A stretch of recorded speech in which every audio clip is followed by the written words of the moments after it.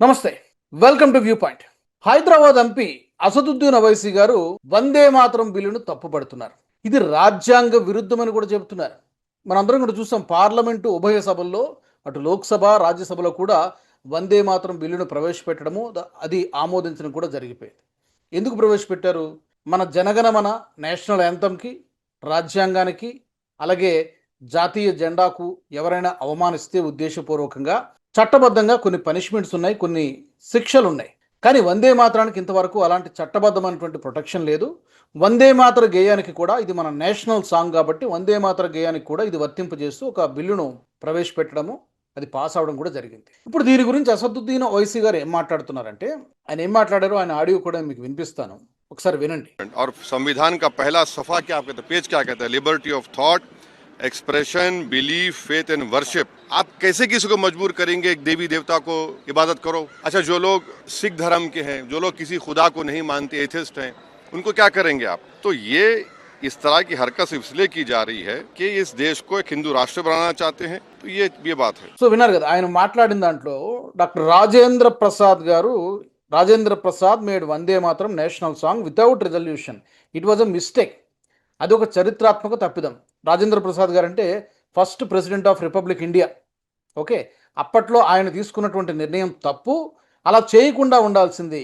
ఎందుకు అంటే ఈయన ఏం చెప్తున్నారంటే, అకార్డింగ్ టు కాన్స్టిట్యూషన్, అంటే మన రాజ్యాంగంలోని 25, 26, 29 ఆర్టికల్స్ ప్రకారము ఇది రాజ్యాంగ విరుద్ధము. ఎందుకంటే వందే మాతరంలో హిందూ దేవీ దేవతల యొక్క ప్రస్తావన ఉందట. దుర్గామాత గురించి, కాళీమాత గురించి వీళ్ళ ప్రస్తావన ఉంది. కాబట్టి నేను ఒక ట్రూ ముస్లింను, ఇప్పుడు నేను గనక వందే మాత్రం పాడితే ఐ విల్ నాట్ బి ఏ ముస్లిం, నేను ముస్లింని కాకుండా పోతాను. కాబట్టి నాకు వందే మాత్రం అనేది కంపల్సరీ చేయకూడదు. It was a historical blunder అని చెప్పి అసదుద్దీన్ ఓవైసీ గారు మాట్లాడుతున్నారు. ఇది ఫస్ట్ టైం కాదు, చాలా సందర్భాల్లో మాట్లాడారు. మరొకసారి అదే విషయాన్ని పార్లమెంటు ఆవరణలో ఆయన మాట్లాడడం జరిగింది. ఇంకొక విషయాన్ని కూడా చెప్తున్నారు ఆయన. ఆయన ఆరోపణ ఏంటంటే, కేంద్ర ప్రభుత్వం, మోదీ సర్కార్ భారతదేశాన్ని హిందూ రాష్ట్రంగా చేయాలనుకుంటోంది, హిందూ రాష్ట్రంగా మార్చేయాలనుకుంటుంది. ఆయన ఉద్దేశం ఏంటంటే, హిందూ రాష్ట్రం అంటే ఏంటి, అందరూ హిందువులే ఉండాలి. అది కాదు, నిజానికి అది కాన్సెప్ట్ కాదు. కానీ ఆయన ఆరోపణ ఏంటంటే, అందరూ హిందువులే ఉండాలి, మిగతా వాళ్ళందరినీ కూడా వాళ్ళు ఒకవేళ ఉంటే కనుక ఏదో ఒక బి గ్రేడ్ సిటిజన్స్ లాగానో, లేకపోతే వాళ్ళని అంత ప్రాధాన్యత ఇవ్వడం అంటూ ఉండదు అనేటువంటి ఉద్దేశంలో అసదుద్దీన్ ఓవైసీ గారు మాట్లాడారు.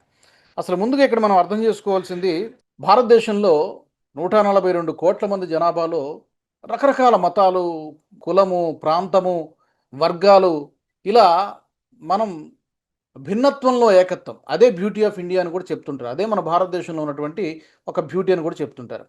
ఇన్ని మతాలున్నా, ఇన్ని కులాలు ఉన్నా, ఇన్ని వర్గాలున్నా, ఇన్ని ప్రాంతాలు, ఇన్ని రాష్ట్రాలున్నా కూడా మనందరినీ కలిపి ఉంచేది భారతీయత అనేటువంటి ఒక దారం. అది మనము గుర్తుపెట్టుకోవాల్సినటువంటి అవసరం ఉంది. ఇక్కడ నేషన్ ఫస్టా, మతమా, దేశమా? నేషన్ ఆర్ రిలీజన్ అంటే మనందరం కూడా చెప్పాల్సింది, మన మతాన్ని, మన కులాన్ని, మన వర్గాన్ని, మన ప్రాంతాన్ని, ఇవన్నీ కూడా వీలైనంత వరకు 4 గోడల మధ్యన మనం చెప్పుకోవాలి. కొన్ని అవసరమైనటువంటి సందర్భంలో చెప్పుకోవాలి. మీరెవరు అని ఎవరైనా క్వశ్చన్ చేస్తే ఐఎమ్ అన్ ఇండియన్ అనే పదం కూడా కరెక్ట్ కాదు. చెప్పాలంటే నేను ఒక భారతీయుని అని చెప్పి గర్వంగా చెప్పుకోగలగాలి. ఇవన్నీ తర్వాత వస్తాయి. నేను ముస్లింను, నేను బౌద్ధుడిని, నేను క్రిస్టియన్ని, లేకపోతే నేను ఈ హిందువు, ఇవన్నీ కూడా తర్వాత రావాలి. ఫస్ట్ ఆఫ్ ఆల్ మనకు రావాల్సింది ఏంటంటే నేషన్ ఫస్ట్. ఎందుకంటే ఇది బీజేపీ గీతం కాదు, ఇది ఆర్ఎస్ఎస్ గీతం కాదు.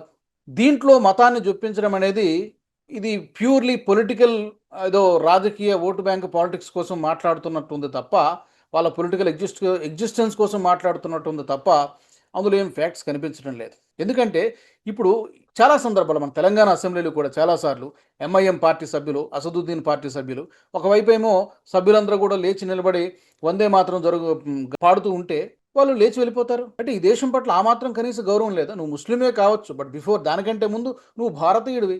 అది మర్చిపోతే ఎట్లా మనము? నువ్వు ముస్లిమే కావచ్చు, ఓకే ఫైన్, నేను అల్లాని మాత్రమే పూజిస్తానని చెప్తున్నాను, పూజించండి, దానికి ఏం అభ్యంతరం లేదు. ఎవరికి నచ్చినటువంటి దేవతల్ని, ఎవరికి నచ్చినటువంటి మతాన్ని వాళ్ళు అనుసరించవచ్చు, రాజ్యాంగం కల్పించింది అది. కానీ నేషనల్ యాంథమ్, అది జనగణమనైనా, నేషనల్ సాంగ్ వందే మాత్రమైనా, మనం ఈ భారతీయ పౌరుడిగా మనం కనీసం దానికి గౌరవం ఇవ్వాలి, ఇచ్చి తీరాలి. దాన్ని అవమానించడం అంటే అసలు మన భారత్లో ఉండడానికి అర్హత ఉందా మనకి? అదే అంటారు చాలామంది. ఇప్పుడు ఆయన హిందూ రాష్ట్రం గురించి మాట్లాడుతున్నారు. హిందూ రాష్ట్రం, మోహన్ భగవత్ గారు ఒక మాట చెప్పారు, ఈ మధ్యనే ఒక 2-3 నెలల కిందట అనుకుంటా. ఆయన ఏమన్నారంటే, భారతదేశంలో ఉన్నటువంటి ప్రజలందరూ కూడా హిందువులే. ఇందులో నాన్ హిందూస్ అంటూ ఎవరు లేరు. వాళ్ళు అలా చెప్పుకుంటూ ఉన్నారు బేసిక్‌గా. వాళ్ళ పూర్వీకులందరూ కూడా అందరూ హిందువులే. ఈ అఖండ భారత్‌లో ఉన్నటువంటి వాళ్ళు గతంలో అఖండ భారత్ అనేవాళ్ళము. మన దేశం పైన కొన్ని దాడులు జరిగాయి. వాళ్ళ వలన ఈ దాడుల వలన, దండయాత్ర వలన వాళ్ళు కన్వర్ట్ అయిపోయారు. లేదంటే ముస్లిమ్సు, క్రిస్టియన్సు, బౌద్ధులు, జైనులు ఇక జొరాస్ట్రియన్సు ఇక రకరకాలుగా వీళ్ళందరూ కూడా హిందువులే. నాన్ హిందూస్ అంటూ భారతదేశంలో ఎవ్వరూ లేరు అని చెప్పి ఆర్ఎస్ఎస్ చీఫ్ మోహన్ భగవత్ గారు మాట్లాడారు. అప్పుడు ఆయన మీద అంతెత్తున ఎగిరిపడ్డారు చాలామంది. ఏం చేద్దాం అనుకుంటున్నారు మీరు? దేశాన్ని సెక్యులర్ కంట్రీయా లేకపోతే ఇంకేమన్నా మీరు దీన్ని హిందూ రాష్ట్రం చేయాలనుకుంటున్నారని చెప్పి కాంగ్రెస్ పార్టీ నుంచి, సమాజ్వాదీ పార్టీ నుంచి ఇంకా చాలా రాజకీయ పార్టీలు మోహన్ భగవత్ గారు చూసారా ఆర్ఎస్ఎస్ కుట్ర చేస్తోంది, ఆర్ఎస్ఎస్ బీజేపీ కలిసి ఈ భారతదేశాన్ని హిందూ రాష్ట్రంగా మార్చేయాలనుకుంటున్నాయి అని చెప్పి అంతెత్తున గగ్గోలు పెట్టారు. ఇప్పుడు మరొకసారి ఈ వందే మాతరానికి ఈ చట్టబద్ధమైనటువంటి రక్షణ కల్పించేసరికి మళ్ళీ అదే గగ్గోలు పెడుతూ ఉన్నారు. ఎందుకంటే వీళ్ళకి ఓటు బ్యాంక్ పాలిటిక్సే కావాలి. దీనికి మతాన్ని ఎందుకు ఆపాదిస్తున్నారు? దీనికి మతాన్ని ఇందులో రిలీజియస్ యాంగిల్ చూడాల్సినటువంటి అవసరం లేదు. పేట్రియాటిజం, దేశభక్తి భావన అనేది ప్రతి ఒక్కరిలోనూ ఉండి తీరాలి. ఇప్పుడు మత ప్రాతిపదికనే కదా మనం దేశం విడిపోయింది. ముస్లింలు, హిందువులు కలిసి ఉండలేరు. ఓకే, మాకు ఒక ప్రత్యేక దేశం కావాలి. పాకిస్తాన్ విడిపోయింది. ఓకే, ఆ తర్వాత అది మళ్ళీ 2 ముక్కలు అయింది అనుకున్నది వేరే విషయం. బంగ్లాదేశ్ మరొక ముక్క అయింది. మరి చాలామంది అదే తప్పుపడుతూ ఉంటారు. ఇప్పుడు ముస్లింల కోసం ఒక ప్రత్యేకమైన దేశాన్ని ఇచ్చేసాం కదా, మరి కేవలం ముస్లింలు అందరూ వెళ్ళి అక్కడే ఉండొచ్చు కదా. అప్పుడు విభజన జరిగినప్పుడే ఒక బ్లండర్ జరిగింది అని చాలామంది చెప్తారు. కానీ జరిగిపోయే 78 సంవత్సరాలు, 75 ఇయర్స్ పైన అయిపోయింది కదా. అయినప్పటికీ కూడా ఈ రోజున భారతదేశంలో మైనారిటీలోనే చెప్పుకుంటారు కానీ 17 కోట్లు 18 కోట్లు అయినా కూడా ఇప్పటికీ కూడా మైనారిటీలను చెప్పుకుంటారు కానీ ఏ ముస్లిం కంట్రీలో లేనంత స్వేచ్ఛగా రాజ్యాంగపరమైనటువంటి హక్కులు కానీ అన్నీ ఎక్కడా ఏం తక్కువేం జరగడం లేదు. ఇస్తుంది, మన రాజ్యాంగం కల్పించింది అట్లా. కాబట్టి హిందూ రాష్ట్రమే ఇది. సివిలైజేషనల్గా, నాగరికత పరంగా మనది హిందూ రాష్ట్రమే, కాదనడానికి లేదు. రాజ్యాంగపరంగా యాజ్ పర్ కాన్స్టిట్యూషన్ మనది సెక్యులర్ కంట్రీ కావచ్చు. అది కూడా ఇందిరాగాంధీ గారి దయ వల్ల ఐ థింక్ ఎమర్జెన్సీ టైంలో అనుకుంటా ఈ సెక్యులర్ అనే పదం అంతకుముందు లేదు. ఆవిడ తీసుకొచ్చి చేర్చారు. ఎందుకు చేర్చారు? ఓటు బ్యాంకు పాలిటిక్స్, ఒక వర్గాన్ని సంతృష్టిపరచడానికి. అగైన్ అక్కడ కూడా ఓటు బ్యాంకు పాలిటిక్స్. అందరికీ ఇక్కడ సమప్రాధాన్యత. అందరికీ క్లారిటీ ఉంది. ఇజ్రాయెల్కి క్లారిటీ ఉంది. యూదులు ప్రపంచంలో ఎక్కడున్నా కూడా యూదులు మావాడే అని గర్వంగా వాళ్ళు చెప్తారు. దానికోసం వాళ్ళు ఏ ఎక్స్టెంట్కైనా వెళ్తారు, ఎంతవరకైనా పోరాటం చేస్తారు.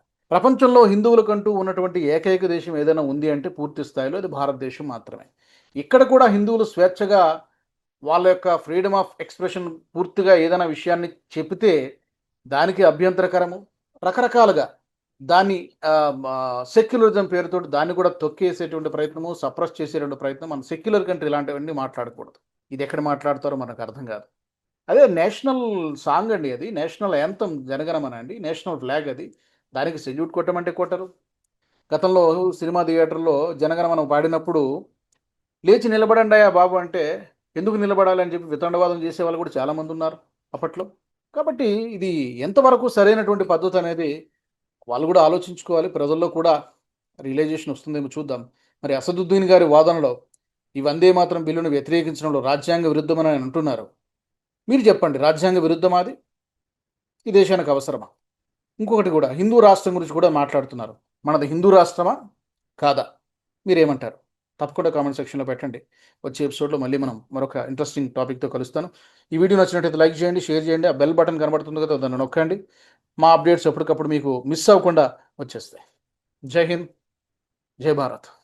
ఈ వీడియో మీకు నచ్చినట్టయితే లైక్ చేయండి, 10 మందికి షేర్ చేయండి. అలాగే కామెంట్ల రూపంలో మీ అభిప్రాయాలను మాతో పంచుకోండి. Nationalist hub group of channels ను సబ్స్క్రైబ్ చేసుకుని తెలుగునాట జాతీయవాద జర్నలిజాన్ని ప్రోత్సహించండి. ఈ వీడియో కింద ఉన్న బెల్ ఐకాన్ పై క్లిక్ చేయడం మర్చిపోవద్దు.